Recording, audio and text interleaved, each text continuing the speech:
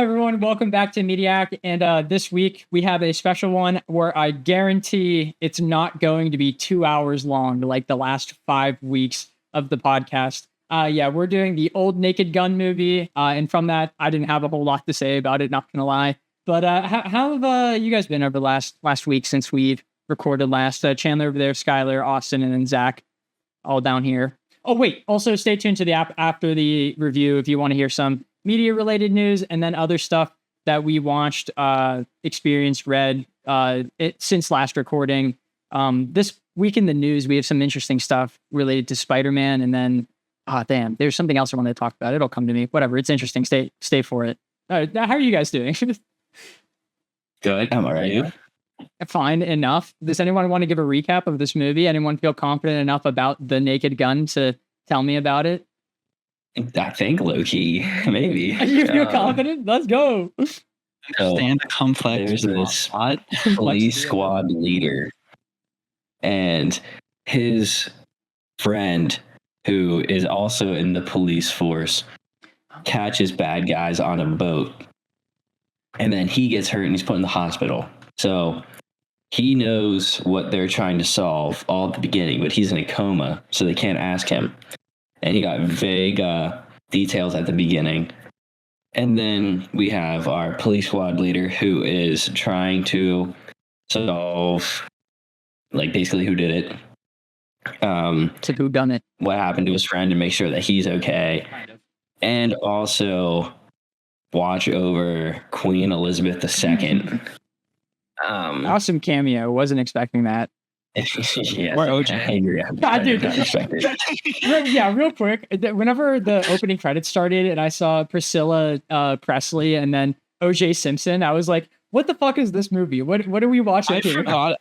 I had watched this movie a couple of years back because Marshall actually had put me onto it. He watched it with his family. He's like, you guys have to watch this. And I forgot OJ was such a critical character in this movie. And then he came on. I'm like, I was watching it with my girlfriend. I'm like, Caroline, OJ is like a big actor in this. She's like, no, he's not. I'm like, you see. He drives the plot. Wild. It's honestly insane. I kind of forgot that he was an actor for a good bit. This was prime OJ time. It was, yeah. This is where he was the most famous. Sorry, Skylar, you keep going. Yeah. And then along the lines of him solving the case and making sure the queen is okay, he falls for a girl half his age, maybe, and then breaks her heart. It gets his heart broken, kind of, I think. Nailed it. And there's a bunch of jokes mixed in between that. The movie is basically only primarily comedy jokes. Yeah. I was like, I don't think it's mixed in between. I think there's some plot mixed in between the jokes. Yeah. The story is definitely the C plot of this movie, where the A and the B plots are just comedy for the most part. I think it's funny for the most part, and a lot of it holds up. I didn't okay, this one's hard to do a podcast on because I took 4 notes the entire movie. I'm so glad. I'm like, I had nothing. I was like, I like these jokes. And I was halfway through the movie, I'm like, I've got nothing, so I'm just going to start writing the jokes I like. Yeah, because I even tried looking into information on the movie, and there's not a whole lot. There's some, obviously, the common set drama and stuff like that, but overall, the movie just kind of was this guy wanted to make something stupid and he made something stupid. And that's what this movie is. And then, did any of you guys watch the credits of the movie? No. Okay, so no. The credits are weird. They don't have the right names of people, and it has funny names of different stuff. I didn't watch the credits. That's something I found whenever I was trying to find something to talk about with this movie. So that's something right there. Yeah. I didn't think the movie was going to end in a baseball game. And that was, I looked at that and I was like, that's pretty funny. I liked everyone's spit. I had 10 notes, and half of them are my rationale for my point, my score. And one of them is my score. So. Yeah, one of my points is literally just Priscilla and OJ, what the hell? And then 2 of my notes are just my score. The rest of it is just saying I thought Nordberg was funny, and I thought that it started the movie was very like interesting. I wrote down interesting is what I wrote, because like I was like, I don't know if this is funny because I don't know these political figures enough to know if the stereotype is like accurate and hilarious. But I did get I like the joke where he rubbed the birthmark off of the one political figure. I thought that was really funny. He was like, I knew it. I like the one where he's kind of like punching the one, and then his head's like stopping, and he stops, looks at him, and then he goes right back. I like whenever he did that. That was actually really funny. I thought a lot of the slapstick in this movie was like genuinely hilarious. Like just the stuff that they were doing to each other on screen, not necessarily like what they're saying. And then whenever he opened up the window and the window hit him by the time he turned around. Yeah, that is good stuff. One of the things I did write down is I don't think I could have really predicted anything to happen in this movie. It's not possible. Because like I think it depends, because you got consistent jokes though, like his like him just crashing into stuff with his car. Like that was one of the ones I liked. He was just like, it was dumb, but like he was just, every single time there'd be like serious narration, and he just goes and like kills 3 people. Like, not actually, but like he did like a mezzanine and people would fall, or like whenever he like exploded all the stuff. That was funny. Or just OJ in general, like he just can't. He always gets hurt at every scene that he's in, and it just is something that is persistent throughout the movie. So I guess like you could predict that, but like I get where Skyler's. What? Mm-hmm. You knew it's going to happen, but you never know how. Because like there'd be like a run scene, so you're like, oh, he's probably just going to get slammed, and then the main character climbs over top and puts his butt in his face, and he goes and just like kind of like looks at him and goes, "You okay?" And then like keeps going, and then launched. Like even with the cars, like one time he parked, like you knew his car was gonna roll. Yeah. But then he's all, whose car is that? Does anybody get the footage? And as he's shooting at the car with the passengers, and the car lights on fire, it's like, anybody get that plate? Like, like you knew what was gonna happen, you never knew how it was gonna happen. I agree completely with Skyler, because like the like sex scene in the movie, I would have never ever predicted. I was waiting to talk about that. Like that is so. That's something that. This movie came out in 88, so like I would have never thought that stupid of a joke would have been in this movie. Like that was so fucking dumb. I can't believe they actually committed to that and filmed it. Like that's why. Yeah, the fact 2 people actually did that is crazy. I know, right? Like they had and they had to make the human-sized condoms that they can wear in the package. Imagine if they had to do multiple takes. Like the director was like, it didn't look good that first time. Do it again. That's fine.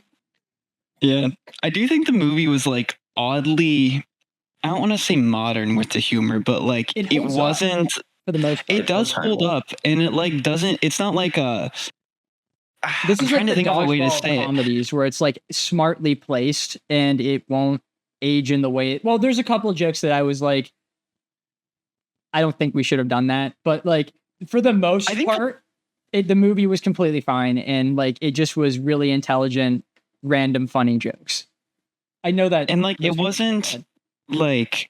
I don't know. I was expecting a little bit more like sexism in it, to be honest. Honestly, me too. And, like he was like goofing around. Like I don't know why it made me giggle so much, but like whenever they like kissed and they both lifted their feet up, and I was like, that was one of my favorite funny scenes. That's funny. And I'm like, it did a lot of that stuff throughout the movie. I'm like, I didn't expect this from a movie in like the late 80s, which I was pleasantly surprised with. And Leslie Nielsen was like not afraid to be vulnerable for the most part as that character, because especially in that time period in the late 80s, early 90s, the action hero was this big like superhero kind of character, and you never saw them do some goofier or sillier, get knocked down all the time. And he was fucking crazy all over the place in this movie, and I loved that. It was super refreshing for a movie of this time. Something I really wasn't expecting when going into it. I thought it was just going to be more sexism. I just genuinely, for the most part. The one that kind of caught me off guard that I liked was whenever she was like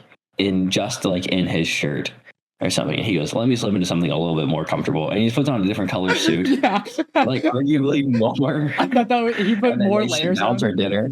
Yeah, and she's and like also like a dress at this point now. Just let me put on. Well, I guess it was. And then he rips it off, just like right down the middle. That was actually really fucking funny. I really enjoyed that. And speaking of him being vulnerable, like that whole like plot scene revolved around him being able to go past his wife cheating on him. And the way that they played that at the beginning of the movie was also pretty funny to me. That was one of the notes that I wrote down, was him getting upset about that and then going and yelling into the mic and then being like, "Hey guys, that's actually for Weird Al." And then he was there. I fucking cackled at that. I paused during that scene because I had to pop on a YouTube video of one of Weird Al's songs because Caroline didn't know who Weird Al was. She didn't know who Weird Al was. She recognized him once I threw something up, but like it was a Polka Face. And just like threw it up and I'm like, yeah, this guy. And I'm like, wow, he is kind of weird. Any Transformers fan should at least know Dare to Be Stupid. Yeah. Because Transformers, the original Transformers movie where they played Dare to Be Stupid in that movie. for context on anyone who hasn't seen that weird movie from, I think, 1984, where Orson Welles is a big planet.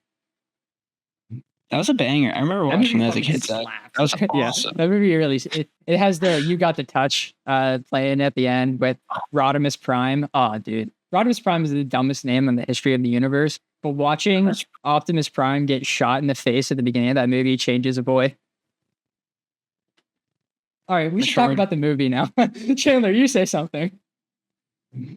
So I kind of thought these jokes were kind of funny. I would say some of them are more so puns than jokes. Yeah. It honestly wasn't what I was quite expecting. Sorry? The deadpanness of the movie made it like exactly harder for me. Like let it sink in and you pan to a sink. I was like, that's kind of the humor I was looking for, and I don't know if that's quite what I got out of the movie, but yeah, it was pretty good. You didn't I didn't write down guys. I mean, dude, everything I did write down, you guys have already said. So. I've hit all my notes on this. We're running on fumes right now, bro. That's literally. One of the jokes that I did like that happened at the beginning. Let's go. Was whenever he was with the fish tank and he accidentally flung the pen in there and then grabbed the fish, and then the fish had the pen, and then he tried to shake his hand at the end and just a massive amount of water came out of his sleeve. I was gonna say that was the best part of that scene. I'm like, the whole like kill the fish, I was like, that's funny, but then he just shakes his hand. I actually really like that scene. I thought that was it. I was pretty sold in this movie as a whole, just at the beginning of it, because I wasn't expecting the humor to be as consistent. Like there's no break at all in any of the jokes, and also how the universe like plays it so plainly. I'd say like there's only a handful of characters that really act like Looney Tune characters, and the rest of the universe kind of just accepts it. It's real people. Yeah, exactly, and you just move forward with it, and that part makes it really fucking funny. And then, I have nothing really else to say about the movie. The cinematography wasn't like anything to run home and mom about, but like it's 1988, you know. Yeah, like there's one super obvious green screen that he's so clearly standing in front, but like that's gonna happen. I feel like it wasn't worth writing down because like it didn't have any better.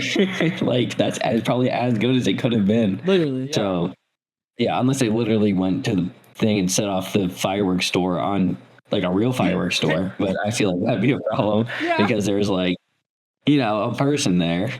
I'm pretty sure the plot is it either resembles or just straight up is mocking some old James Bond movie. I don't remember which one, but I'm pretty sure it's almost exactly the same thing as it. I guess this is going to be a little bit of a spoiler, but I saw the other one too, the remake. And that plot is literally the same thing as a different spy movie, but I think that might just be the point, or maybe I'm looking into something deeper. I don't know. We'll talk about it more next week because I think that's more of like once we have two cases, we can dive a little bit deeper into it. I mean, it's definitely supposed to be like a play on the old spy movie type of thing. So that's how I framed it to Caroline. Was like, imagine if like Charlie Chaplin was James Bond, and like that's about it. I also love how I guess the we're opening of the movie, the Middle East like thing, had actually nothing to do with the rest of the plot of the movie entirely. Like it didn't even loop back around at all. He just, one day decided to go on vacation and beat up a bunch of people in the Middle East. All right, sounds good. Frank Drebin. That's just who he is. Chandler, you were saying something before I cut you off. I was, and I forget. Oh, dude, I'm so sorry. God damn it! Okay. Someone needs to take my yapping pass. Keep it away from so someone else chimes in. I have some things to say, but it's definitely not what I wanted at the time. Hit it, bro. I have like my favorite and funniest scenes. If we want to, Yeah, that's what I was like, we need to, because that's kind of the whole point of the movie. I know. It's just funny. I was trying to like fucking claw other information now. We're 15 minutes into it. The last movie we talked for an hour and 20 minutes. I can't believe. Yeah, but this one doesn't really have. This one is like only supposed to make you laugh and just be enjoyable. And this movie's also only an hour and 20 minutes. That's true. There's not really much to talk about in the movie. It just is like, what is your favorite? Like aside from like your favorite funny scenes, I think that's like the whole point. Literally, yeah. So I guess technically this would be spoilers for the movie, not the plot. It's the jokes. Yeah, that is true. Chan, you could go first since you were the one that. Yeah, why don't we do like two? Two? Try and pick two. Okay. Yeah, like one really funny one and maybe like one like unexpected one. Okay. Okay. Well, we can always do one and then loop back around if you need more time. Let's do that. Yeah, let's do one and then loop back around. Is that your favorite one? Yeah. My favorite one was when his microphone wasn't working during that press meeting. Yeah, that was a good one. Grab over and take it with him to the bathroom. You fucking farted, dude. That was actually so funny. I don't usually like fart humor, but I wasn't expecting it. That actually kind of got me. I was waiting on picking that one for my unexpected one. I didn't think I would ask it. Yeah, that's so good. That was a good one. Yeah, that is a really good one to have as your favorite. I forgot, almost forgot about that whole scene. That's my funny. You started. My favorite, like we usually do like least favorite, favorite, funniest. Well, I guess this movie is really just pure humor. Yeah. Comedic fun. But my favorite scene was, do you remember during the fire, or it might not have been during the fire, but at least like the shelf of all of like the priceless stuff that the rich guy had. He just pulled it down and he was catching them, and the piano music in the background.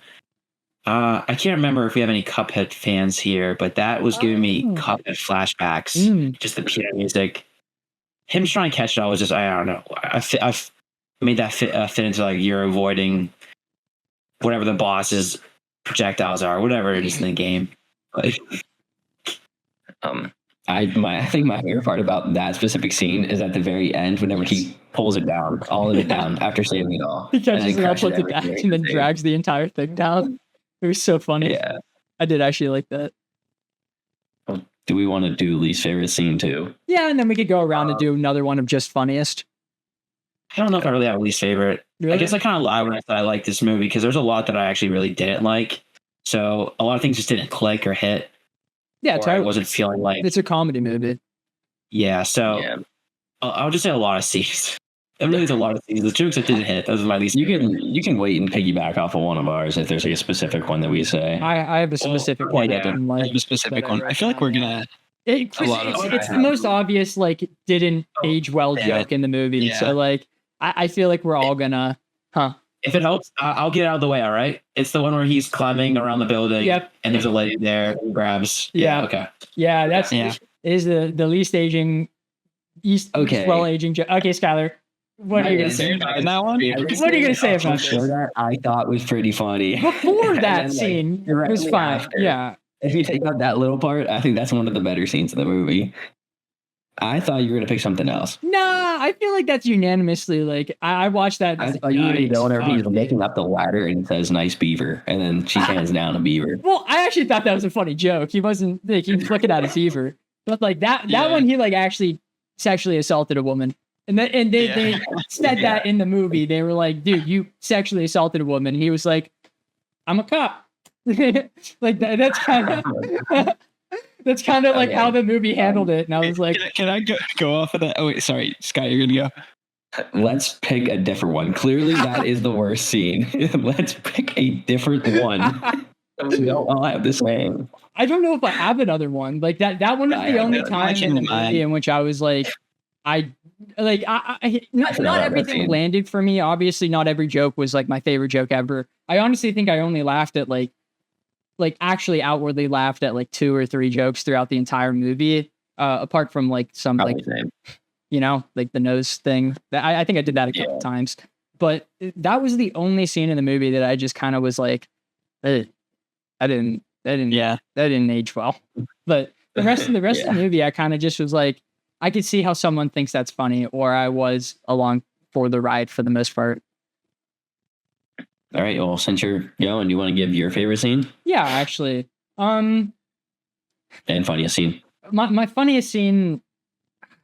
My favorite scene is the whole bit at the end there. I actually really thought that was like enjoyable and funny for the most part because he was getting so into it and just kind of messing with the brawl or him as the umpire. What was it? The brawl or him as the umpire. Both.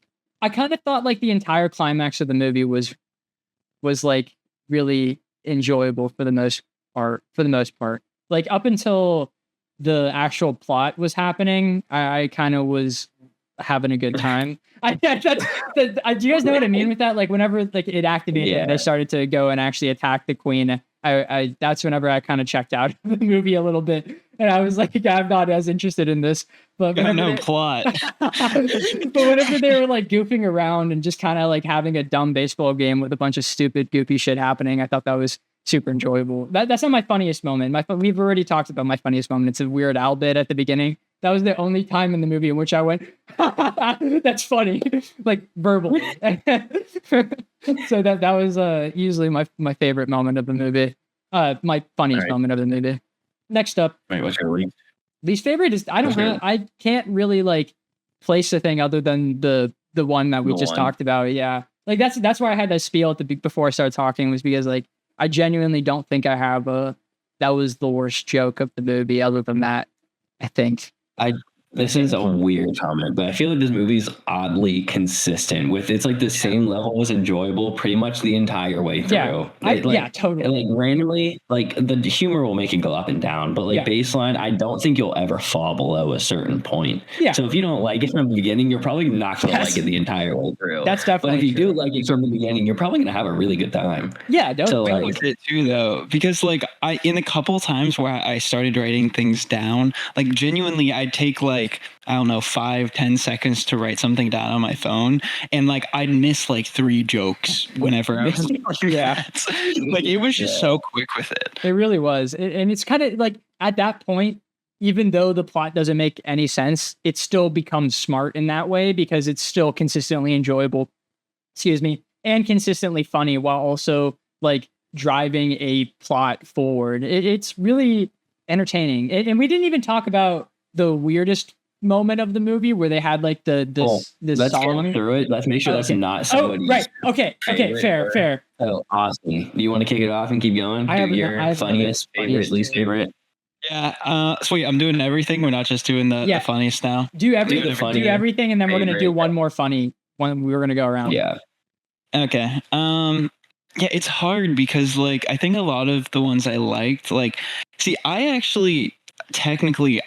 audibly laughed like a good bit during this movie. I was like, that's dumb. That's about it. Like it was just Kayla and I watching, and there's some parts she laughed, and then I'd be like, that's so stupid. But I one of my favorite ones, I will say, and I guess it just ties with the funniest, because like I like the whole baseball scene. I really like Zach, you said like the climax of the movie. I think my favorite scene would probably be the car one where it's just like such an elongated scene because I just like the bit of him just crashing into stuff, and it was just like going down the road, he's shooting it, and then you can see him kind of realize that it's his car. And he's just like, yeah, someone figure that out.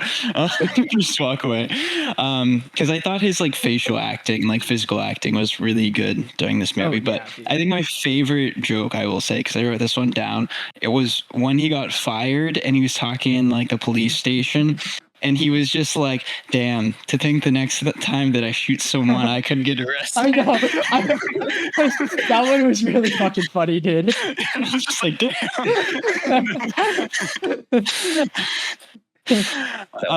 Yeah. That was a pretty modern joke too. Yeah. I was like, damn, commentary on police violence. That's crazy. This one.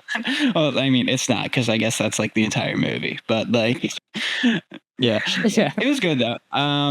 Least favorite. I'm like, I genuinely can't think of anything other than the groping scene. I'm like, I agree with Sky that it's just like so consistent throughout, and there's that just one dip for me, and I'm like, Yeah.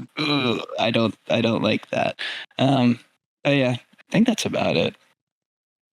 Okay, then I'll kick off with my least favorite, because it's the only other time I was like, I didn't like whenever I forget literally all of their names.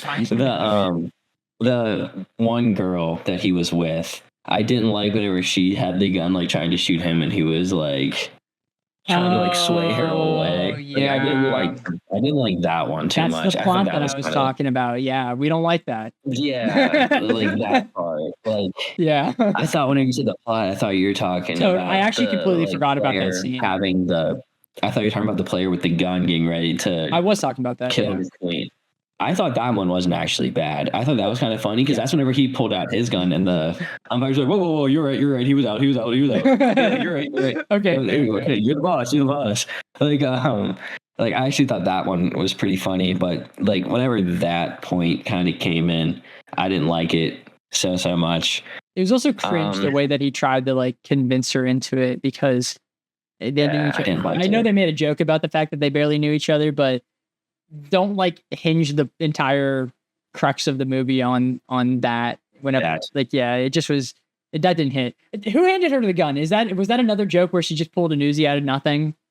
Because I know he had Uzi. Okay, earlier. Never. Rich dude had it. Okay.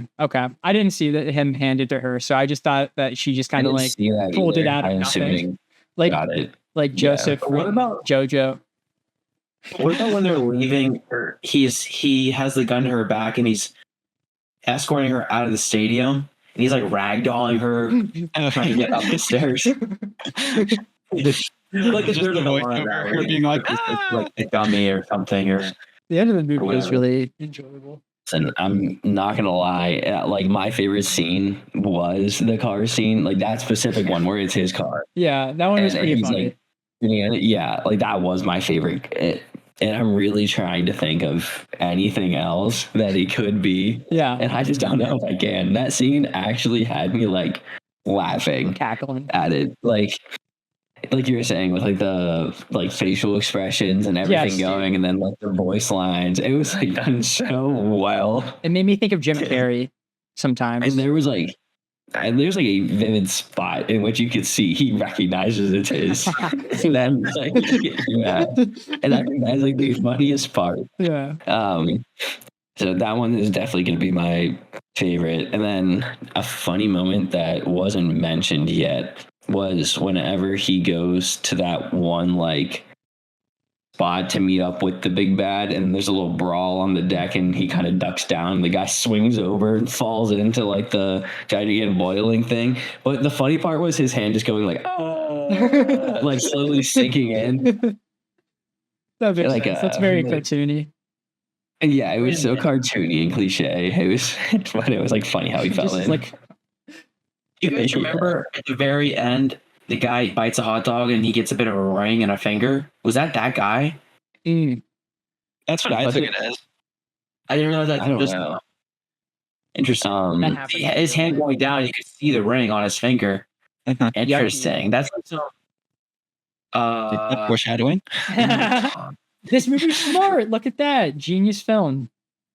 And then I guess like one of my other like long-term gags that happened throughout the movie was the guy in the hospital getting hurt. I don't know why. The second I knew he was there, I knew something was happening, and I pretty much laughed at all of them. It was so funny. He would always fold. And I don't know why, but the first one where his like feet were next to his head was actually so funny. You could see that where like the actual human was, and then where the fake legs are coming up, and it looked so ridiculous. It was so awesome. It was so funny. Yeah. So I'm gonna do that as my like second round, like long-term like joke that I liked, or just kind of like unexpected one. I'm just gonna. I didn't think I was funny. That was what I was gonna say too. For my second one, I'm gonna be honest. So I'm just gonna piggyback off of that and be like that consistent funny joke of him just getting the crap beaten out of him at every possible turn was really funny to me. And I really enjoyed it. Even at the end, he's safe. He gets launched. It's so funny. Yeah, that bit was hilarious.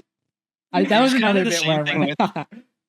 It's the same thing with like the end of the movie, like the climax for the villain too, where he like fell off. He's like, I'm sure he'll be fine. And then he falls off. And then it's like a car. And then it's just like a steamroller. And then a marching band. And he's like, damn, that's how my father went. This movie was so dumb. I was just like, silly, stupid. Yeah. It's a funny movie. Do you have one more, either like long-term joke that happened like consistently throughout the movie, or just like one random one that can caught you off guard? I have one and an honorary joke. When they're in the car ride recently off the airplane, and he's just kind of, disappointed, upset about his ex, I guess. And he's like, everywhere I look, bro, I see her, and you just see like 2 storage units there. That was a good one. That's a good one. It reminds me specifically of her. That was good. And I feel like, that one holds up, I feel like, pretty well. That one's just funny, yeah. And the one where they went to the docks to see their friend in like the scene of where the crime was committed, and you just see a white outline on the water. Oh yeah, that was funny. I forgot about that one. I should have written that down. That was actually a good one. There was also another one in that scene too. I don't know. I feel like this might be a divisive one, but I thought it was funny, like the handing back the money. Oh yeah. Where he's like, yeah. Can you spot me 20? Yeah, you go. Yeah, he made money out of that. He got 20 bucks out of that for a deal. That was actually really funny. I like that. Dude, do we feel numbers are like hard we want to get into? I don't know. I couldn't have mine the entire time, and I feel pretty good about it. Yeah. After I finished the movie, I gave a definitive number, but now, like after we're talking about it, it's. I feel like I want to make it higher than what it is, but then like comparing it to other movies, I don't know. I don't know. I'm very confused. I feel like my number is pretty justified, and kind of like what we've been saying is kind of like exactly what I'm gonna say. Okay, I would like to hear your guys' numbers so I can make a decision. Right. So someone else go first. I'll go last. Awesome. Do you want to kick it off? Sure. I am curious if we're gonna end up in the same like range, Sky. Because like, I mean, I think we've had like the same opinion, and mostly all of us have. Like, I think it's a pretty funny movie. I had a good time watching it. I'd say like, I don't know, they rattle off like 10 jokes per minute, and like at least like 4 of those are pretty funny to me. So enough to like at least crack a smile. And for what it is, I don't think it drops below, like we were saying, I don't think it drops below like the funny range a lot of points during the movie. It's either like, maybe that joke's not for me, or like I actually enjoy that. So yeah, I think for what it is, which is basically just a comedy, like an hour and a half long comedy sketch, with some plot sprinkled in there, I was thinking like 6.5. Like I think it's like a solid. I think it's a solid comedy. I think I'm not going to say that it has 0 issues or that every joke hit for me, but I enjoyed it, and I don't feel comfortable giving it higher or lower than that. Okay. I now feel more comfortable with my answer. Do you want me to go next then, so you can feel a little more comfortable? Yeah. All right, so I pretty much have like the same kind of ideas, but I gave it a 5.5 because I think it's better than an average movie.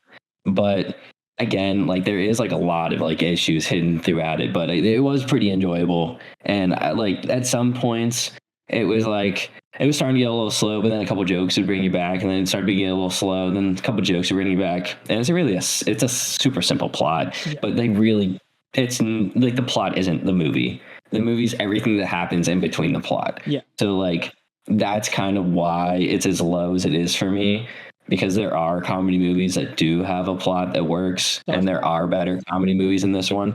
But like for the time, this is really good. Mm-hmm. I could see this being somebody's favorite like comfort movie just to kind of put on whenever they just like had like a rough day.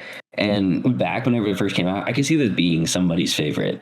But like compared to movies that are coming out now, like it can't really hold up as well. But I still do think it is an above average movie. Hold that idea, Skylar, for whenever we cover the reboot. I'm gonna try to not, because I've heard they're worse. But I watched this movie with Caden too, and he did give it. I think he gave it a 6, so he's right between us.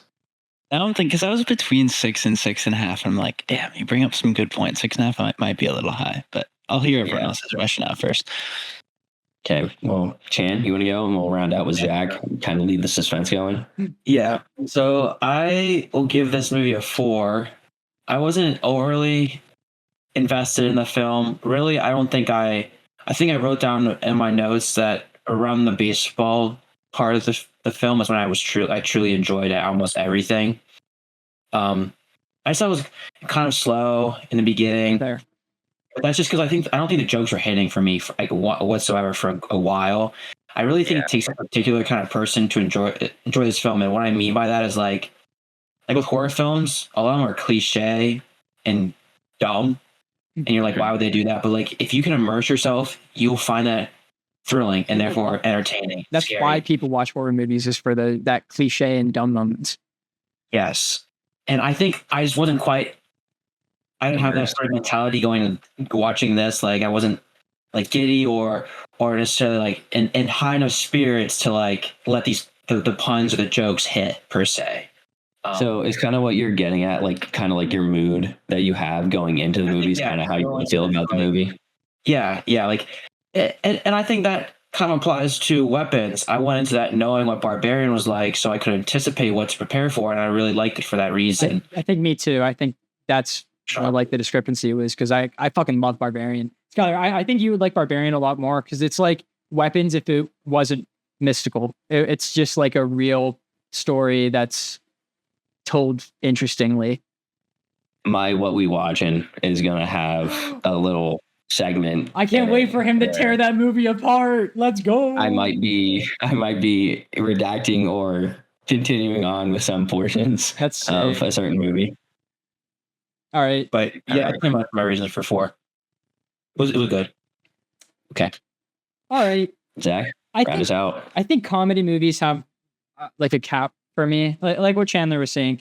I think that this is like up there with some of the better comedy movies I've ever seen. Like if that's your favorite genre of film, I could totally see this being one of your favorite movies of all time. Just like how Chandler, like I know someone personally who their favorite movies are those stupid, like the Conjuring movies, like all 20 of them, loves them. Every single one. Conjuring 1 through Conjuring 20, thinks all of them are like 10 out of 10 greatest movies ever, because they're watching for that immersion and that kind of thing. So like I could totally see where this movie has its merit, but I'm not a comedy movie kind of person. I place this movie in the same spot as like early Family Guy to me for the most part. So that's a good comparison. What'd you say, Austin? I heard Sky. I was just like, I like early Family Guy, which is probably why I'm going to rate it. Exactly. That's kind of what it was. Comparison, it is. Yeah, it's like stupid jokes, but with like the idea of a plot. And the second I finished the movie, I was like, all right, that was fun. 6. And then I kept that idea until we started talking about the movie. And I was like, we've not said a single negative about this movie at all. I feel like going into this, everyone's going to be like 8, 10, 9. I was like, I'm scared to say my number. But dude, that was me last week with weapons. I had no idea. That was valid. Yeah, that's super fair, though. That's super fair. But yeah, no, I still think it's a 6. I think it's really funny for what it is, but I also don't think I ever really want to watch the movie again. And I don't mean that in like a negative way. I just think I got it. You know, I don't think I'm going to laugh anymore because I know what the jokes are in the movie. Well, yeah. I think this one might be a good one just to throw on like in the background while you do something. Not necessarily like sit and watch it again, but like definitely throw it on again. Yeah, but that's why it's above a 5 to me. To your one point, I think it can like about like we haven't really said any negatives. I don't think there are really a ton of negatives. I just don't think there are a ton of really strong points either. Yeah. Like it's just like kind of average like the whole way through. With those that's what I was thinking, and that's why I landed at like 6, because it's like it was like 5 with like a bunch of tiny little peaks throughout, and like I feel like one valley. Yeah, one valley. Yeah, one major down. I was like back and forth on my number, but I'm like I'm comfortable where I'm at. I'm okay with being the highest. I enjoyed it. So our Mediak average is actually at a 5.5, which I feel very good about having this movie, because I do think it should be either at average or like slightly above. But I do think Chandler's right. It really does depend on your mood. Like I was kind of ready for a movie like this whenever I was watching it, so I might have watched it at the perfect time. So that might be, so my number might fluctuate a little bit depending on like my mood, but I still feel pretty good with my 5.5 in it. I'm going to hold back what I was going to say. I was going to say something, but I think I'm going to save that for next week. Real quick, before we go into news and all that, we have to decide right now, are we doing the other Naked Gun movies, or are we just doing the reboot? Just the reboot? Just the reboot? Yeah, I'm fine with it doesn't get better from here. It doesn't, no. Because I firsthand know that it doesn't get better from here. So like, let's just do that. I'm very happy you guys are on the same idea. I'm very fine with this being the idea of Naked Gun in my head. Well, I'm very fine. Naked Gun and then Naked Gun reboot, because next week is going to be the one that released in theaters. Don't worry, Skylar, I'll find you a pirated one. It'll be okay. Thank you. Yeah, but like I mean, like I don't think I want those next two to kind of like essentially ruin this first one for me, because I genuinely had some fun in this first one. Like, yeah, like this is like a easy throw on. Just like you don't know what to do, you don't really want to listen to anything, so you just kind of put this on in the background. Hopefully, it makes you laugh once or twice. Yeah, and then kind of move on. This is one of the ones that like increase the movie palette a little bit. You know, you're like, you know what, I'm kind of happy I watched that one. I didn't know about that one. It was a fun show. That is kind of what I would say it was, because I don't think I would ever put this one on my own aside from watching it. And then now I'm like kind of like, you know what, I give it a thumbs up. Like I had a good time. Yeah, it wasn't that bad. Yeah. Okay. So Zach, you want to get into that news? I'm excited for that Spider-Man. I am. I actually I have a lot of stuff I'm really interested to talk about. Nice. Symbiote suit. Perfect time to wear the shirt. That is true, actually. Well, the Spider-Man news isn't as important as the other news. I remembered the other news pretty instantly. Oh my god, what the fuck? Wait. Wait. There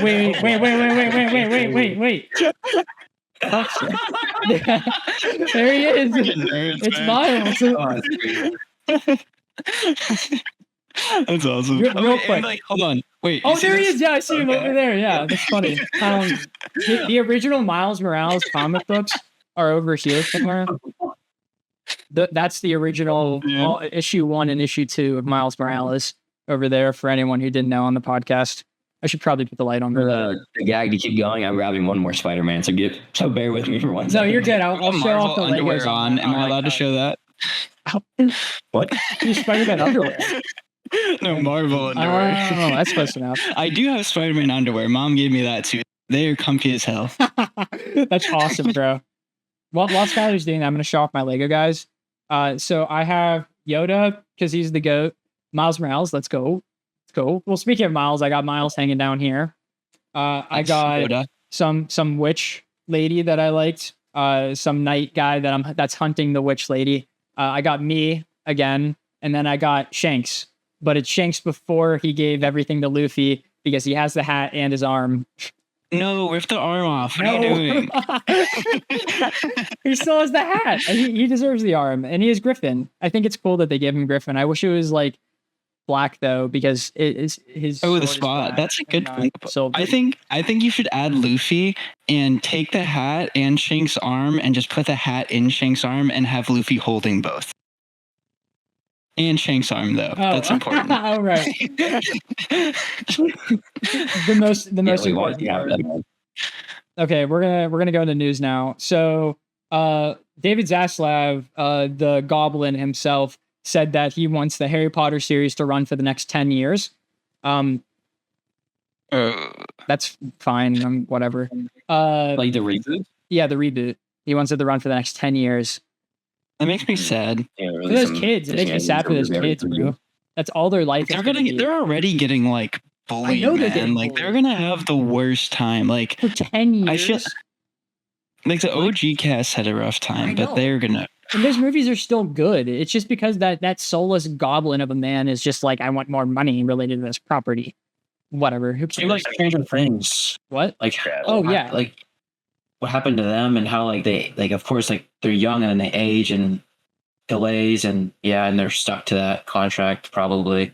I wasn't even saying it like that. I just meant like getting tortured by fans. People were really mean. Yeah. Mm-hmm. I just don't see the need for the reboot. Like, I don't.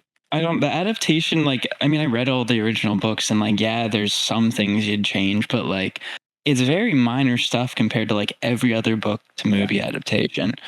Yeah, I know I talk about it every week, but, like, Aragon deserves a reboot way more than Harry Potter does, because that movie fucking sucks. Mom, I love you. I guarantee that people like that movie out there, but like it's nothing like Mom loves the movie. Yeah, my mom loves the movie. But it's like the it's the opposite of the Percy Jackson one, actually, because I'm so excited that the new series is coming out, because like it had an awful adaptation, but Harry Potter is just so money grabby. Yeah, it's like the Moana remake. Like why? Like out of any remake, yeah, well, it doesn't matter. We're getting a new anime based off of a novel called One Piece Heroines that's just going to be exclusively about the women in One Piece.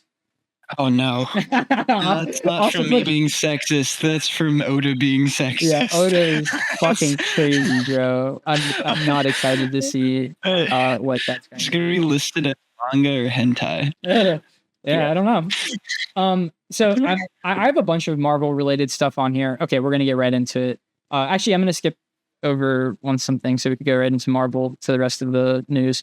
K-pop Demon Slayer is going to be released in theaters on August 23rd and 24th in the US. So go see it if you enjoyed it, or if you haven't seen it yet, go see it in theaters. I'm actually probably going to see it in theaters. It's going to be fucking sick in theaters.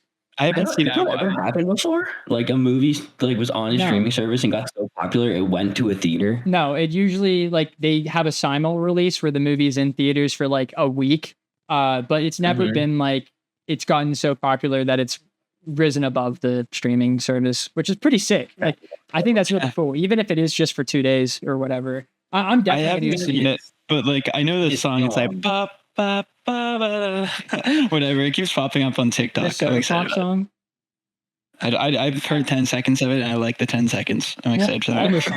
I'm excited to hear the songs in the like speaker of the theater. Like I think that's gonna be fucking awesome. Are you just gonna go to standard? Or are you gonna try and get like but I don't know what the fuck. Yeah, I'll try to do whatever is available. Problem if people sing during it. I would hope not. Because it's a sing along. It is a sing along. The sing along. That's tough. That block party. That might kill it. Man. That might kill it. Never mind. I'm okay. Wait, before you jump to the next thing, I was gonna ask Zach, did you have any other things about re-releasing in theaters, like animated movies? Because I had actually something. I don't have anything yet. Ninja 2. Oh yeah, that's coming back. I did. You hear that one? Yeah. I was like, yeah, I wanted to mention that one because like the most it's getting a dubbed version ever. Yeah, and it's gonna get more money, and it's being dubbed by A23 and releasing soon in the US. And like I've only heard amazing things. Yeah, Chandler has high praise from it. He watched both of them. Oh, awesome, nice. I watched the first one. Oh, I couldn't watch. Oh, I heard the first one's ass. Huh? Everyone I've heard like said the first one is not great, but the second one's amazing. I honestly heard opposites. Like really opposite. Like I heard of the reason I watched the first is because of the second film and how good it performed. And I found like a Korean app to watch the first movie. It was free, but the second movie, I haven't yet watched it. I tried to. I actually looked it up because the news you're talking about. I didn't realize they're re-releasing it to theaters, but when I heard the name floating around again, I tried. Still unavailable for the most part. Maybe you could pirate it, but I thought the first was actually okay. I enjoyed it. I thoroughly enjoyed it. I've heard everyone did not like. I'm specifically talking. These ones got like this group on TikTok or these two guys that are just like basically this podcast. But they said they like watched the first one, watched the second one, weren't fans of it, and they said Ninja 2 was like one of their best movies of all time. And I've seen clips of it, and the like animation is incredible. And apparently the story too. So yeah, just wanted to bring that one up. Sorry to derail. No, you're good, bro. I appreciate that. And I'm happy you brought that up because we only have one more news and then the rest of it is superhero central for the most part. Okay, well, I have one. If your news isn't what I'm thinking of, I might have one. Okay, I'm going to say this one real quick because it's so nothing. And I don't want to end the non-superhero news off of something stupid. The guys who make Stranger Things are leaving Netflix after they finish Stranger Things and are going to Paramount. Mine was the final trailer for My Hero Season 8 dropped and Bones, and it looks so good. I'm pretty excited for that. I don't know if all of you are caught up on My Hero or... Okay. Yeah. Okay. I think you're gonna be excited. It looks pretty good, and there's because I finished the series. I read the end of it, and the moments look pretty good, and I already know what they are. So I'm excited. Yeah, and I think you should be, and I think Caden's gonna be excited because he's almost there. That's a good transition because that's like superhero adjacent. A superhero. Yeah. That's kind of that guy's thinking. What I was thinking. Well, he's thinking. All right. I'm trying. So we have a list of the highest DC grossing movies domestically. So that's just in the US. Superman is number 5. The Batman. The Batman's number 4. Yeah. Joker. What? Nope. Wonder Woman is number 3. The Dark Knight Rises is number 2, and The Dark Knight is number 1. Because it did not make the list. So I guess that's a good thing. That Superman beat it. Interesting. Sad thing. You guys. Wait, no, you did meet him. He was in Superman, the first Superman. The guy who plays General Zod passed away last night, which is really sad. It's sad. Yeah, he did a fantastic job in Donner's second Superman movie because he was the main villain in that. And then final DC thing before we just go Marvel all the way down. They reserved a date for a mystery project that people are assuming to be the Superman sequel. That's an insane, like, people just, the only information we have is that the date is saved. So I think people immediately coming to the conclusion that it's Superman's semi-sequel that they talked about is a little like it's a little rash. I would say I wouldn't be shocked if it ends up being the Superman semi-sequel because James Gunn was talking about starting the script for that. However, they're making a universe. So like literally any movie, that could be Batman. You know, like I did not hear that he was starting the script. I heard the script was mostly done and he's about to get into production from the one interview he was in. Really? He's going to get into production? Yeah, I mean, it was him saying that. He's like, I just need to smooth some things out. And he's like, we should be starting that pretty soon, which he could be talking about the script and maybe he's smoothing out the overall arching details. So I don't think it's too clear, but he seemed, based on the clip I saw, at least like ready to get into it. That's fair. But he also did say that he wants to introduce all of his main players before doing anything big. And I think it's interesting to Superman focus on that. Yeah. Yeah. I'm on the same page. Yeah. You know, even though I would love another Superman. You know what? Movie, I changed my mind because what happened with the Marvel universe is we had 2 Iron Man movies before their big group up. So you know what? Fuck it. Anything can be good. And so far, all the DCU stuff has been good. So I have no reason to think this is going to be a bad decision for them.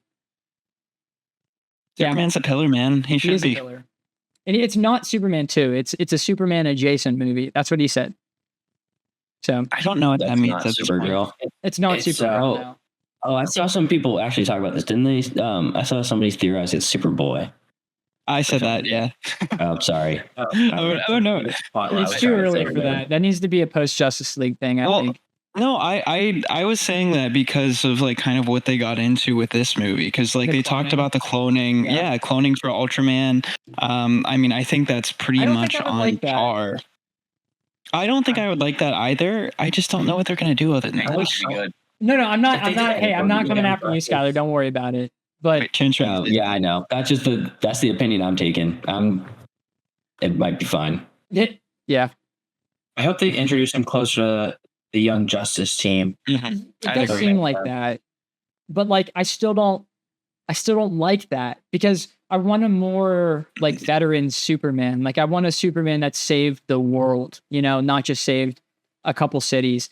Because that gives me. I'm mainly trying to compare it to the Young Justice one because the dynamic they had was so like awesome to me, where Superman just didn't know how to deal with this Superboy kind of character because he just had too many like greater things to deal with, and he was like, "You're not my son. You're just like this weird clone of me." And I really enjoyed that dynamic, and I don't know if it'll be portrayed as well. They just kind of jump into it right now because we barely know Superman. I don't know. I don't know. Anything could be good. Fuck it. Anything can be good. Yeah. All right. I just don't know what it's gonna be. Sorry. I'm gonna talk about Spider-Man, and then we're gonna talk about Kevin Feige being a weirdo. So we got a breakdown of how much Tom Holland has been paid in every single Spider-Man movie he's in.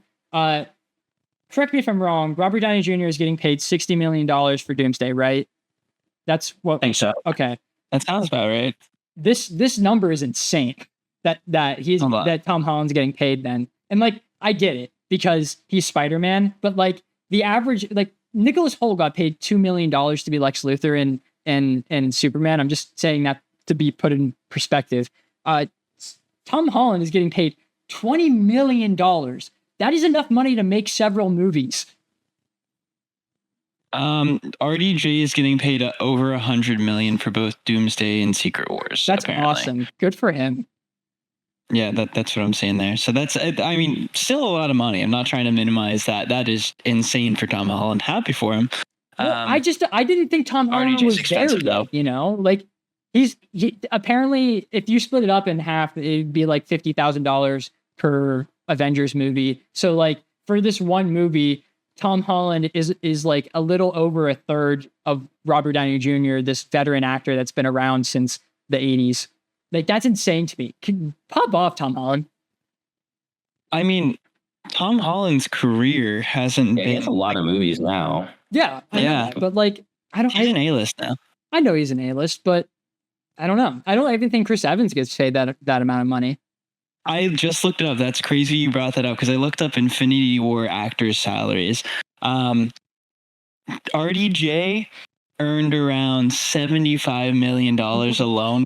Infinity War. Once again, this is just AI overview on Google, so it could all be wrong. But I'm not going to look that much because I don't care that much.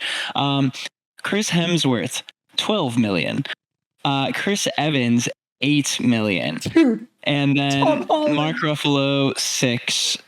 And wait, how let's much? see. I think I might have his Tom Holland for wait, this is crazy. Tom Holland Actually, in guess Infinity how much? War is $3 million. That's what I have for Infinity War and Endgame.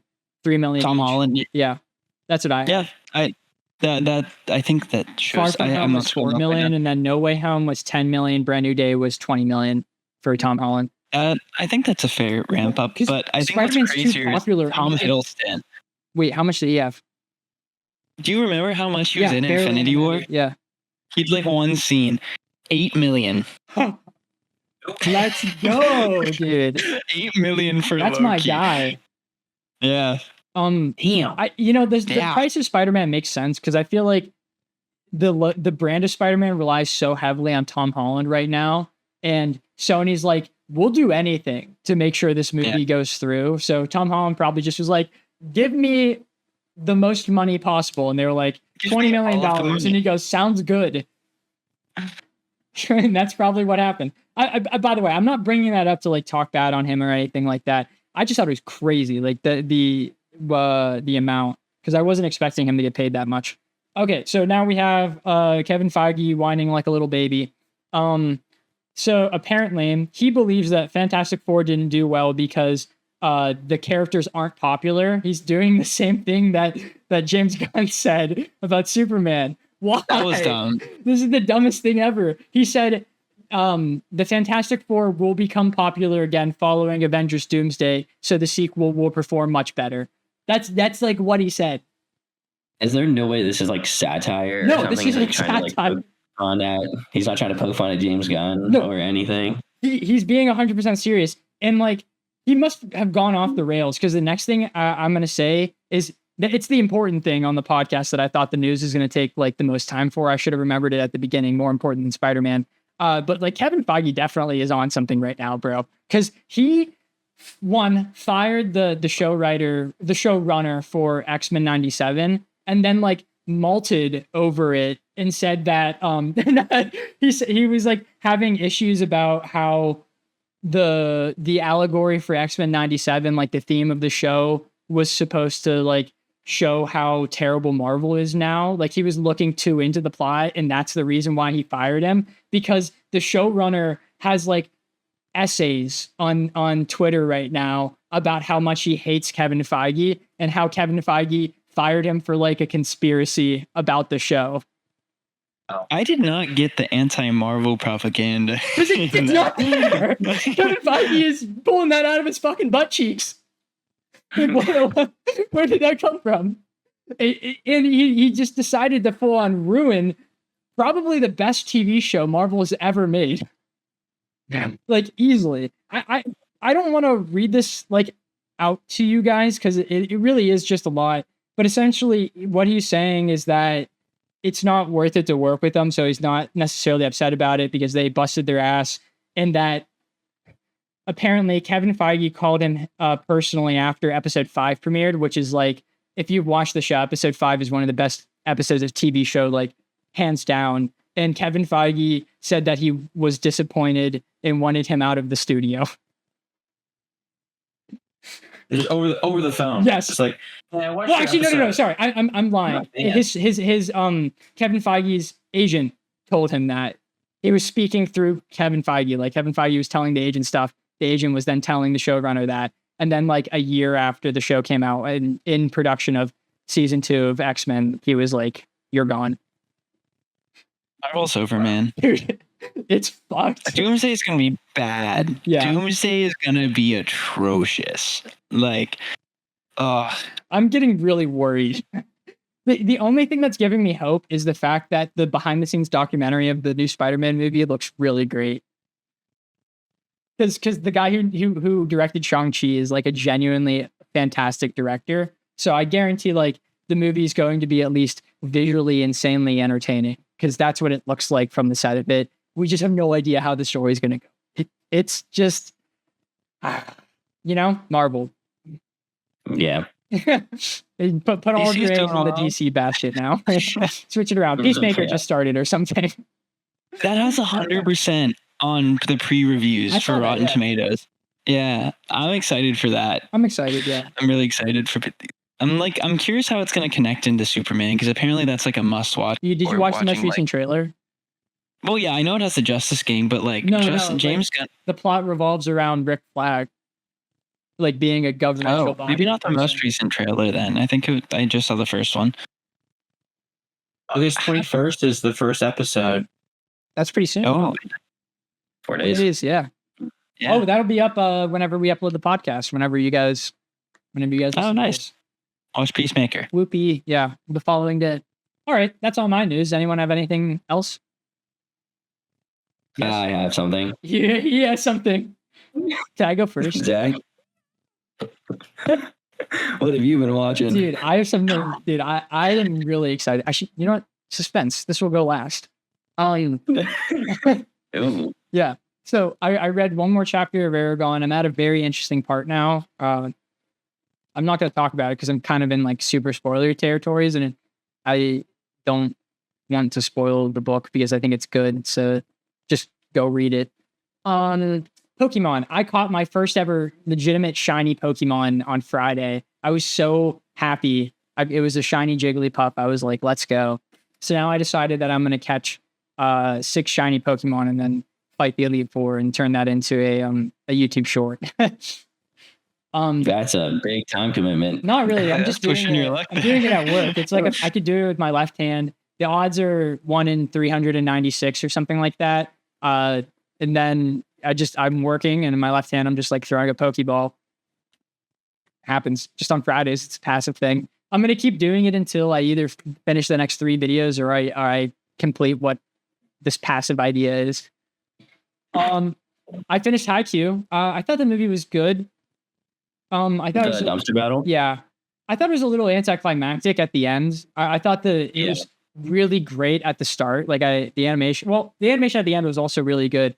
I just thought that I don't know. It didn't feel like much. Am I okay to talk about it? Yeah, fully. Yeah, we finished all of it. Yeah. Okay. I meant for Chan and Austin. Austin's definitely watch it. I maybe eventually, but I know nothing about it and probably won't for a long time. So you're good. I think the Kenma POV and like the Kenma stuff was so sick. Yeah, it was good. But Totally. they took out like a kick save from oh my gosh, I'm blanking on the libero. Oh, I don't know his name, but the guy in white, right? Or are you talking about No. on Nishinoya?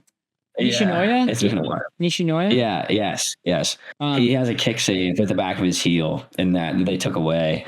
But I honestly like it because I always thought Kenma was like pretty good, and his whole thing being like he's just really good at strategy games. Yeah, so he kind of turns volleyball into his own strategy game. I thought it was kind of cool. And I liked how his endurance is what got them, you know? Yeah, and I also like how it was like, because like a lot of them are like our friends, kind of. No, that was awesome. And, kind of got that vibe. Yeah, and like I forget the guy in black hair for Kuro? Yes, like him, like sweat, like flying off his face, and him like laughing, and then like the middle blocker for Krasno, like admitting to having a good time. Like that it was great. Like, yeah, it was really good. So I think it was really good overall. I'm just sad that it's like better in the manga, I guess. Like the manga part isn't even really what was disappointing for me. I thought overall the movie was really great. I just wasn't tense because like there wasn't a single moment in which I felt like Krasno wasn't gonna win, because I felt like literally every single competition they've had up to this point was way harder than this team that they were playing against. And I know that like kind of was supposed to be the point, because the protagonists of this movie were Nekoma for the most part. And like, that's like who we were following. We were learning about more about these characters, seeing them at the start and at the end and stuff like that. I get that it wasn't about Krasno, but like watching 3 seasons of this team push themselves to the fucking limit to win every single game. And then the spoilers, massive, huge time spoilers for what I'm about to say. But they win from just like a endurance mistake. And I just was like, yeah. You know, like even I know like that's the point though, because Hinata was like, let's keep going. He didn't realize the game ended, but it leaves the movie being like, oh, really? Like that's it? Was really fulfilling, I guess. Yeah. But like the rest of the movie was really great though. Like that, because I don't think Kenma's ever got into a game like that before. And I would actually say that like so they've definitely faced better teams, but I don't think Hinata's ever had a more difficult game for himself than that one. Kenma literally did everything he could to take him out of the game. Yeah. And like it was like, okay, show us what else you can do. And like Hinata was like almost crumbling and then like finding his way through. It was like a big like Hinata improvement episode. Totally. But it was a movie, you know? Yeah. I think it would have worked better as like a 5 episodes of a TV show, because it had like almost no tension throughout. Again, I liked the movie. I thought it was good overall. I enjoyed it. I would recommend people to watch it. However, to me, I thought there wasn't much tension, and I thought the end ended fast. Not that I didn't like the end, because I enjoyed the fact that like everything that happened with Kenma makes sense and story-wise is valid. It just is a bad end of a movie, because it makes you be like, oh, wow, like I kind of wasted my time. It's gonna be something like ridiculous. Yeah. Like some ridiculous ending. Exactly. Because like the end of every anime movie is the fucking craziest, like most well animated bit of the entire movie. And like, yeah, they had that one really awesome moment like right before the Kenma POV, and the POV was really cool. I wouldn't say that's like a standout animated moment though in the movie. I would say the best animated moment is the very beginning. I would say it is. For sports animated movies, I would say it's a standout portion. It's totally impressive, but the beginning part is way better. Like that full like 3 points straight where the camera just kept moving while around them while they were playing the point. I was like, holy shit, if this is what the movie is, this is going to be my favorite movie ever made. At the beginning of the movie, when they started doing that, I was insane. One of the craziest animated moments I've seen in like definitely in Haikyuu. I don't know about in general. It was really fucking impressive. And then they did another like really great volley towards the end, right before Kenma's POV. And again, Ken PV is great, and I thought it was really emotional and made sense plot wise, but it just wasn't how I would conclude a movie. Make it a TV show. That's a really great season. For me, it was more of like a gasp moment than like a that was crazy. It was like you kind of didn't think like like there wasn't like you could see him getting fatigued, but you didn't think it was going to slip through his hands. Totally, yeah. But it still leaves you like yeah, it does. It does. I agree with you, but I can't imagine seeing that in the theater. That would make me upset. Again, I don't hate it. I wish they did it different. Like, you know how they did season 3 where it was just that one game and then they turned it into a movie?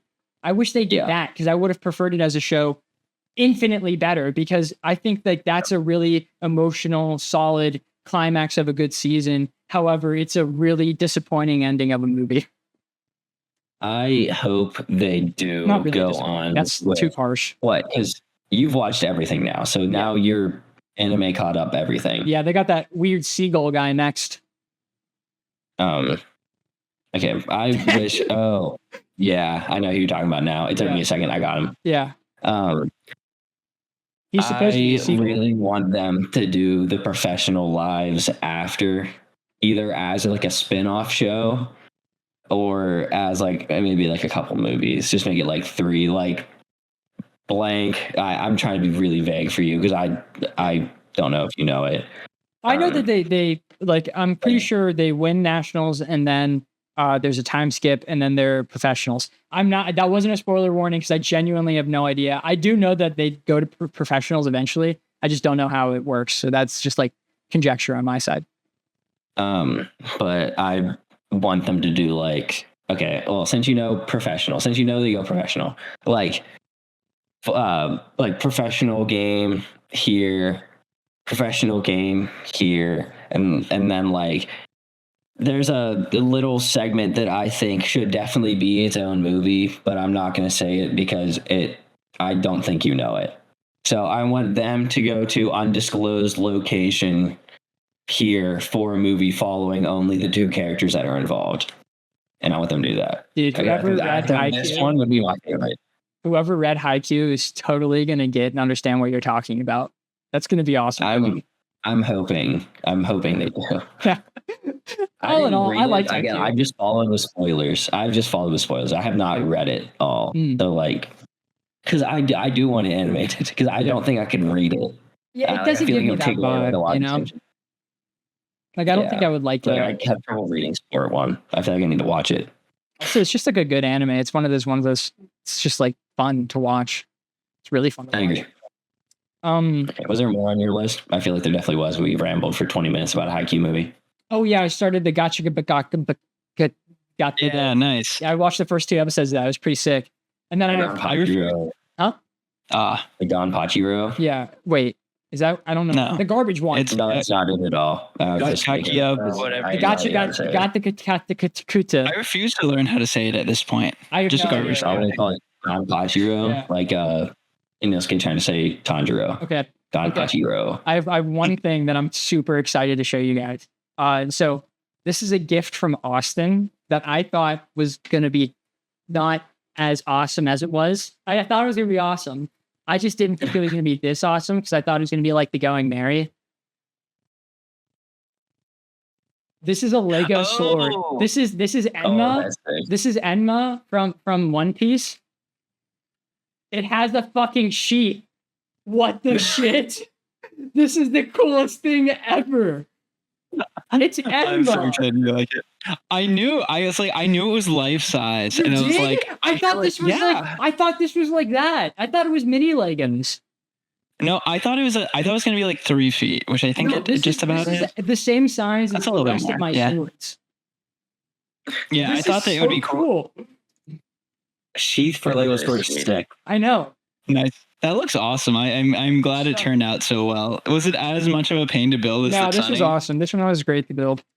Okay, fun. Cool. Was it awesome because you're like, dude, how big is this sword gonna be? No, whenever I saw the bricks, like I opened the first bag and I saw the bricks were like normal Legos, I like actually sighed of relief. I was like, I can do this all in one night. This is awesome. I still feel so bad about the Sunny because I thought the Sunny was so cool. I'm like, oh, it's ship in a bottle type thing, and it's all 1x1 pieces, and I'm like, no, but not even that. But they're small. They're like a quarter the size of the normal Legos too. Yeah, I didn't think you were finishing that, and I was not going to be offended if you didn't. No, I had to. I had to finish it. Okay, that's everything. All right, so Chandler, I now have a question for you. What's that question? It's not when we played more, right? I saw it audio. No, I was just asking what you were watching, what you've been watching. I watched a couple bits. True. So yeah, I'm caught up on Kaiju. Kaiju number 8 is really good right now. It's so good. We're gonna pick that up soon. I'm also caught up with, I'm trying to get caught up with Dan and Dan. I'm just making my routinely watches for everything now. I'm kind of caught up on a lot of things, so I'm just gonna catch up. I had the fan on in the background the entire episode. I forgot about that. I didn't hear it. That's maybe. Hopefully, I was like, man, I put all this effort into getting a new setup so that my audio didn't sound like shit anymore, and then I fucking forgot the fan. Have you not been this hot this episode? I was like, man, I'm not sweating as much as usual. This is so weird. Cue the fan noise in the background. Keep going. Keep going. Start watching some Dan and Dan. I'm not fully caught up, I don't think. I also don't think I'm at that spot where Sky said it dragged on a little too long. I don't know. It might be there. You just say you weren't a fan of that part, were you, Sky? There was I don't know how long it was because I watched it all at one point, so it's segments are mentally split up in my head. But I don't know. But we can't say. We can't. Yeah, we can't say. So we're not gonna say. But there's one part that I think notably drags on long, so I think you will notice it. Hell yeah. I'm probably there. Anywho, I've watched one. I watched One Piece. I'm watching one. Let's go. It was so weird. So I'm at the part where they just landed. So on the actual anime, I got to the part where they landed at the main island, wherever her fortress is in Whole Cake. And then I was like, but then I went to One Piece, and I just kind of eyeballed it. I was like, I'm probably this one. I clicked it, and it opens up them landing at the Whole Cake Island. It was kind of crazy. It was perfect timing, but instantly I already noticed I missed something because they just cut to something, them talking. Not that they really went anywhere, but I'm worried about missing just the minor details. Not like I'm missing anything important, but just how it's gonna connect and how they might jump from place to place, even if it's missing 10 seconds. Read the manga. Yeah, just read the manga. I do like the animation quality, bro. I just listen. Watch. You like the quality of the animation? Is that true? More than reading a photo. That's fair. Some of the drawings. I think Whole Cake is pretty decent animation, and it is. Yeah. I guess to your point, and I'm I haven't watched One Piece. From what I've heard from Noah, who's my friend watching it, he seems to be getting everything, but it's a hard baseline because he hasn't seen it before either, so he doesn't know what he's not missing. He's used to it, and they're different. Yeah, but I know at least for Whole Cake, I think that pacing is gonna, if you miss 2 seconds of minor dialogue, yeah, that sucks, but you are not gonna be seeing the same flashback 7 times per episode. I think it's gonna help your enjoyment. There were some bad ones, what was it at Sabity or somewhere there was really bad flashbacks. Dude, fucking Dressrosa was bad. Dressrosa. Yeah, the other thing you can do is you can finish the island and then watch a recap of the island and see if you did miss anything big. Yeah. Yeah, which would probably still top 10 best details in Whole Cake. Yeah, hidden details in Whole Cake. See if you got them all. Yeah, just the things they were on the ship and then they were not on the ship, and I didn't get to see them walk off the ship. So just continuity. Yeah. But I'm sure them cutting that out is what saves them 10 seconds here and there, and it's what I would assume they're not missing anything big. Yeah, you're probably fine. Yeah, I assume we're not going to miss going off the anything ship to the original, and like You're right. They Yeah. probably didn't. I can tell you, as far as I'm caught up, I don't remember many getting off the ship scenes being super important. It's usually what happens after. I tend to agree with that. I agree, but at least I'm not like confused after it jumps. Like, all right, how did we get here? I don't care about what they're saying. I Where want do to they know why we're walk here. from? How do we go from here to there? Yeah, I think you're going to be fine. Yeah. I think that's really it. I've really just been playing Claire Obscure, trying to beat the game. It's very hard right now. Like, you beat the game, and there's still like half of the stuff to do. That's awesome. Like yeah, or at least a third left. So it's really That's difficult sweet. right now. Trying to manage my rage and better myself as a person. I think Superman wouldn't do it. That's what I always think. Whenever I think about doing something that's me, and I always go, Superman wouldn't do that, and then I stop. Fair. that's what you do with Spider-Man. Superman never played a Souls-like game, so he has it easy, bro. He doesn't die constantly. He's the one that's one tapping like bosses, bro. He's on the opposing side. I say that to Trevor all the time at work. Like we're fucking around. We have clients that are like the worst people ever, and then we're complaining about him, and I'm like, Trevor, Superman wouldn't complain about these clients, and he goes, well, Superman wouldn't have to fucking deal with them either because he's Superman. And I'm like, yeah, but I don't have a good retort to that. All right, next thing. Austin, Yes, Sky. what have you been watching? Oh, I am so glad you asked. I'm going to start it off with I think the lowest one on my list, but I brought it up a couple times. Bachelor in Paradise. Watching that with Caroline. Tell me you're falling for it. I know you are. I don't. Sure, we're falling in love with it. I'm not actually. Like I'm not gonna say some parts aren't entertaining, and I've seen multiple seasons of this before. Is a thing like, and I don't have an issue with like the Bachelor or Bachelorette. Bachelor in Paradise has always kind of pushed my limits, just because like I can kind of put away my disbelief that all of these people who want to be famous online are actually looking for Bachelor and Bachelorette. Bachelor in Paradise, they're just making out with everyone, and then they're just gonna get married at the end. Like that's it. Except this season, which is like a weird social experiment, and I think kind of like toxic. Yeah. Like it's bad. Like I'm not like. Do you guys know like The Great Race? I think that's the show. Yeah. You go on like with The a Amazing couple, Race. and you do like, and you try to win like $500,000. Instead of it being with someone you care about and are spending your life with and are able to deal with these very trying situations, imagine if you went on 2 Tinder dates with someone and then they're like, okay, go ahead and compete with them to win $500,000, and you didn't know you were going to be doing that. That's what happens in this show. And sorry for spoilers if you're watching, but halfway through the season, instead of it just being like, okay, people are like coming in and off this resort, and like you pick people to stay with you, and the couple stay together and get married or not. No, now it's just at this point, whoever you're with, you're gonna compete to win $500,000, and you didn't know about that. And the relationships are kind of fucked, like really toxic. Like at the point of the show they're at, like half the relationships are like genuinely just really messed up. Or like they were just with that person because they're like, I just want to stay on this beach another week, and like it's kind of really messed up actually. What competitions do they have to do? Huh?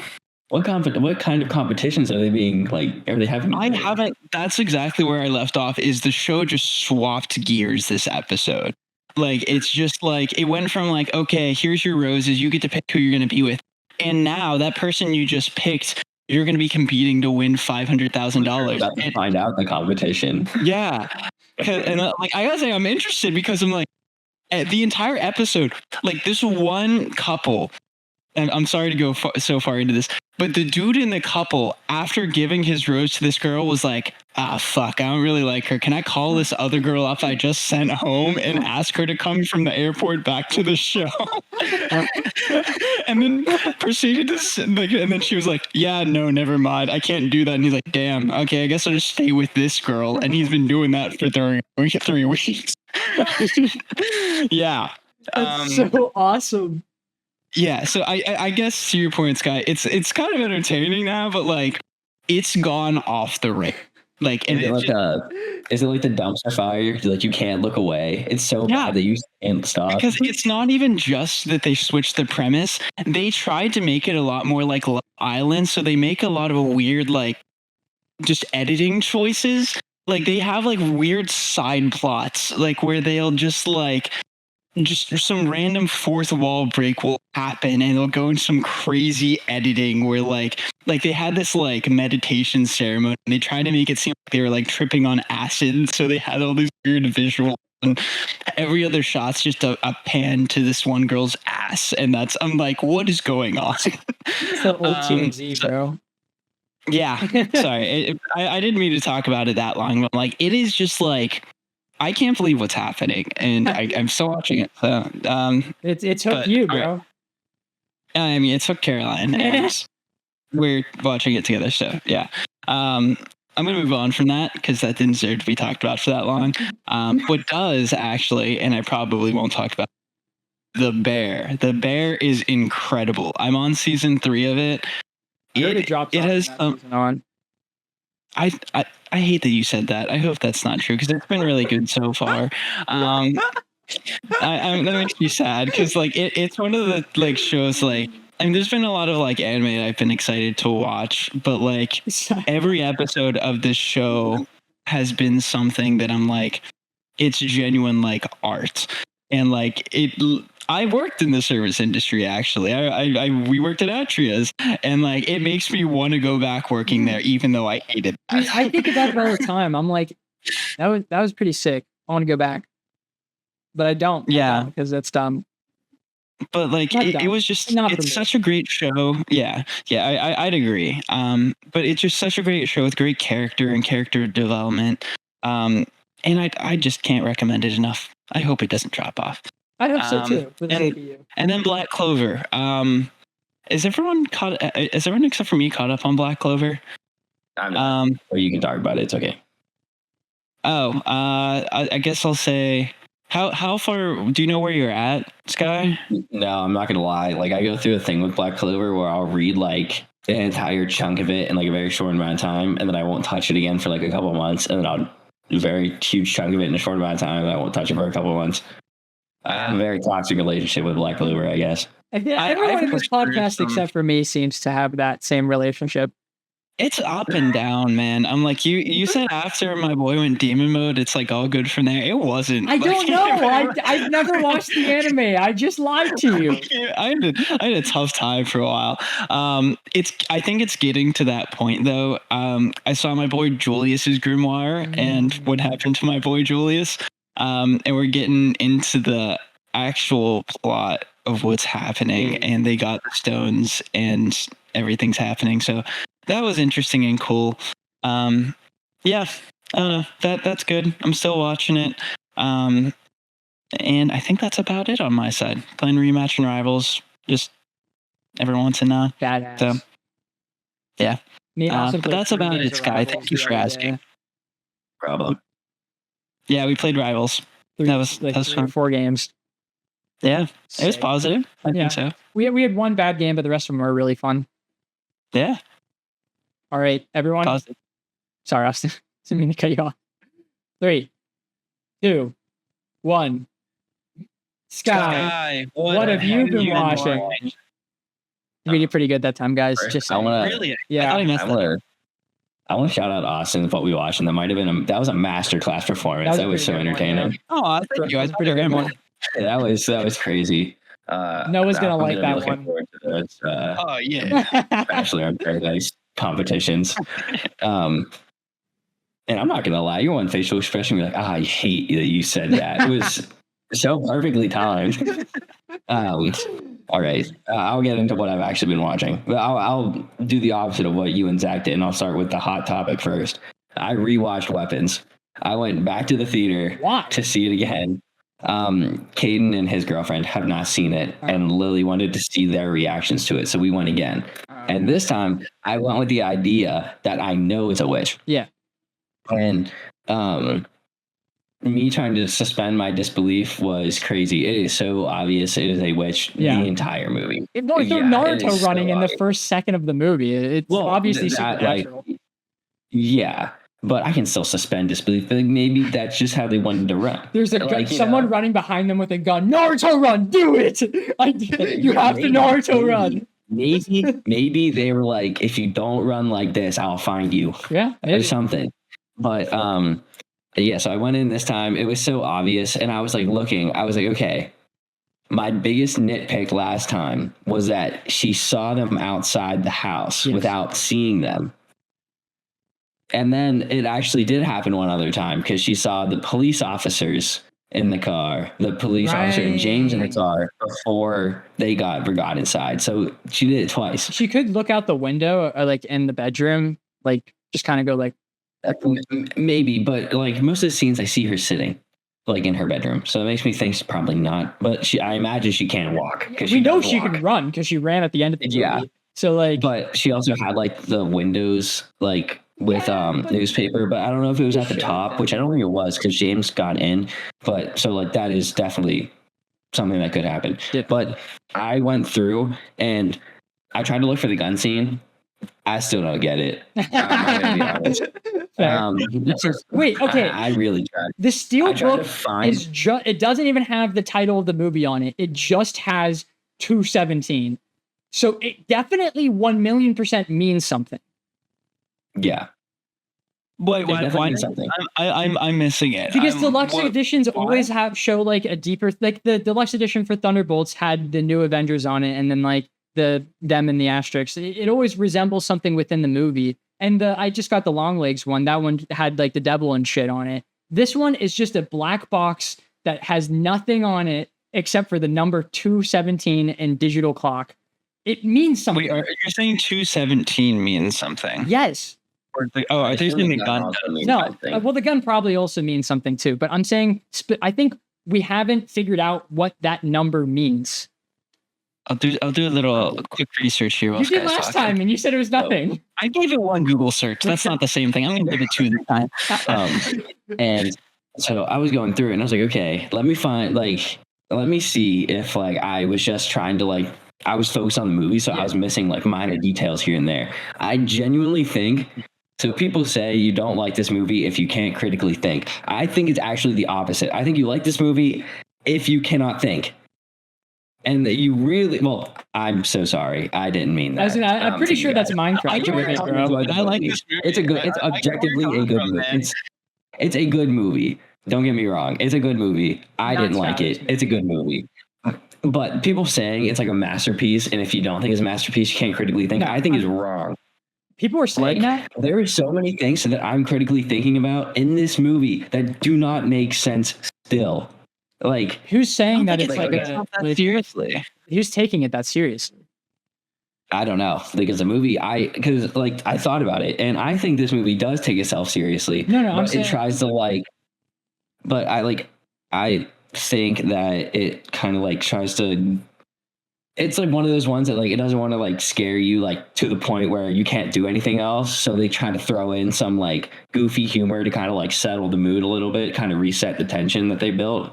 And then kind of go again. So that's kind of what I got the second time through. Because usually their humorous parts are kind of after something that was like pretty big tense wise. Especially in the later parts. Like James' POV overall was pretty funny. But it was kind of like right before like the huge tense moments. Yeah. And then you get through all of the tense moments in the house to the children running to kind of reset everything again. So that's kind of the vibe that I was getting this time around, but I still do not like her powers because in this one, on my second one through, I suspended disbelief about like certain things. And one of my main questions is all was under control. So obviously somehow took control of him, but he had his objects on him. So that makes sense, right? How did he go get James? He did not have James anything on him. The bell? No. The bell just makes them run. Well, no, it makes them do whatever you want. She snapping the stick. Snapping the stick makes you want to kill someone. She did the bell and it made them stab their face. It makes them. The bell makes it so that you can do whatever the bell you to make them run to a specific point. So the bell can make them. She literally showed the bell doing something so that they stab themselves in the face with the fork. The bell just controls you to do whatever you want. The snapping the twig is weaponizing. She rings the bell, and she can make the person of that bell do it. Because I saw her make the bell this time for the children. I think she'll be like, all right, Paul, ding, ding, ding, go get James. See, I think the bell makes less sense than the stick does. I think the stick at least has the stick makes sense. I like the stick. Yeah, like you don't really know. The bell is literally just full on mind control. The stick is just like one action does one thing. The dreams also are worse the second time. They make they still suck. I don't like the dreams. It's like how makes sense. Yeah, the first two still bad. Yeah. The other two, like, you can be like, okay, they were there. It makes sense that Gladys knows them. Still doesn't make sense for the first two. I didn't mind the fact that it was like a witch or a demon as much, but I hated how many more questions I had about this power, because I still do not know if they are possessed or not. And I tried the entire movie to come to a decision. I went with one. I was like, okay, they're possessed. And I saw something that's like, no, that doesn't make sense. And then I was like, okay, they're not. And then I'd be like, well, wait, that looks like possession, so that doesn't make sense. And it made me mad again. I'm still, and I don't like possession because of all the parasites. See, that makes sense. Like, again, I think possession makes a slightly more sense. But like, it's possession, but they still have like some like internal like instincts to do what they need to do to survive. Yeah. But like, I think of it as like a coma. But that doesn't but that makes sense. But like, in possession, like, they are fine with taking damage, right? Like, they can take, like, they don't care about their body unless it's their brain. And then once it's their brain, they're done forever. And that's when the possession breaks. Yeah. So if it was possession, wouldn't it not matter? Not really. Because they're possessed. Is possession only like a brain thing? I think it's like a bodily function kind of thing, you know? I don't know. I think parasites still need the brain to send electrical functions to the rest of the body to actually like move it. That would make sense, but that makes more sense. But some of the scenes to me still didn't feel like possession. Like, aside from that one, like a lot, because like there are certain times where I think possession should have broken. I think and it like didn't. Barbarian. There are certain times that probably I gave it a 4. Yeah. On my watch. I still stick at that. I still don't like how many questions I have. This is not after the second watch. And it's really not like like Barbarian. Yeah, so I might, I don't know. I'm not too thrilled to watch another one of this guy's movies if it's going to be something like this. But I'll move it. We'll do it on the cast next. then. You made me happy. That's an October thing. Can I jump in real quick? I did some research on 217. I'm confident that I know what they're saying it means. Director is saying it means. So it's a reference to The Shining, to the room that like they saw the ghost in. But specifically in the book, because it's 237 in the movie. So I got swapped. Another theory, which made me a little bit mad, and if you watch this back, you'll see when I have like a sour look on my face, is that the 217 and the weapon is actually a political reference to H.R. Bill 1808 passing exactly with 217 votes, and they setting it's a political. Sorry, there's no way that's what it is, dude. A quiet nod to a moment in recent American history where a real life weapon ban came within inches of being law. Didn't. Isn't that deep? They're looking into shit, bro. Like that. Yeah, no. How is this movie? Oh God, that's so stupid. It's The Shining, and I'm like, I can't find anything of what gun means. Like, other than the Steel book, I'll figure it out. I'll listen to the director's commentary, and I'll very closely listen to him whenever he's talking about that scene. Yeah, you better. I hope he explains everything in that movie, and I'll just watch the director's cut, and I'll be like, you know what, good movie, and I'll give it a thumbs up. But right now, I just still do not like it. There. I mean, I'm not trying to get you to like it. I love it. Oh, one more thing. I noticed this because you remember how you were saying that they did pretty good at covering every single angle, still covering the same thing. Yeah. They missed one with James. What was it? So in Paul's POV, whenever he sees James again, he runs through and he splashes puddles. Oh, and then on James' playback, he does not hit a single puddle. And he runs straight through. Good notice. So there is one that is missed. Skylar is big brained. I'm happy you noticed that. You should watch every movie like that. Skylar, I have a challenge for you. Can you watch the Minecraft movie the way that you just watched Weapons? No. There's nothing that I dislike about my movie. There's nothing to rewatch. No, it's a perfect movie. He should be able to tear it apart. No, I don't want to do that. I want to have dumb fun in that movie. Let me have my fun. Dude, when you said this movie is for people who don't think, the first thing I thought of was, bro, you love that. Yeah. Dude, I like Minecraft because it's dumb fun. I don't have to turn on my brain. It knows it's dumb. It wants to be dumb. So it's dumb. This movie doesn't. So yes, I've given this movie so much more attention than I ever should. Yeah, I don't know why you watched it again. Now it's on you. Well, I wanted to see what they thought. And like, they both gave it a 6. They both still rated it higher than me. And Lily said she liked it more on her second watch. So, which I enjoyed the movie more on my second watch, but I disliked it more because the more I looked into it, the less sense like the powers made, and that makes me angry. Like, I'm supposed to believe she's just an almighty being, which I mean, to the average person, she is. To the average person, she is, because she can do anything. She's like as close to a god as Captain America is close to a god in that first Captain America movie. I guess if Captain America could magically control people. No, but they called themselves gods in that movie. You know? It's just like whenever you're above average, obviously you're going to think you're better than everyone.